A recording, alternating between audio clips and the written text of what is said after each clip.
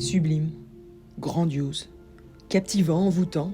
Les qualificatifs sont nombreux et paradoxalement les mots manquent pour décrire les émotions ressenties à la vue de ces nouvelles et conjointes expositions dédiées aux grands artistes qui étaient Pablo Picasso et son homologue mexicaine Frida Kahlo. On rentre vraiment dans l'intime, dans son univers intérieur qui est teinté du Mexique. Pour l'exposition Picasso, on va vraiment passer vers un univers qui se fragmente de plus en plus, qui se déforme.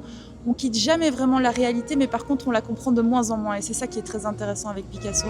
Deux expositions vivantes, colorées, visuellement immersives et plurisensorielles à travers les 650 œuvres présentées en musique, en ce lieu magique où finalement, un peu grâce à la pierre, l'art devient attrayant et accessible au plus grand nombre.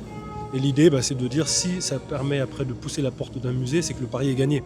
C'est-à-dire qu'on va créer cette émotion, cette curiosité, j'espère, qui va permettre à certains de dire bon, Picasso c'est connu, archi connu, mais finalement j'ai vu des choses que je ne connaissais pas, ça m'intéresse de creuser, donc j'ouvre un livre, je vais voir un musée, et ça c'est un pari gagnant pour nous.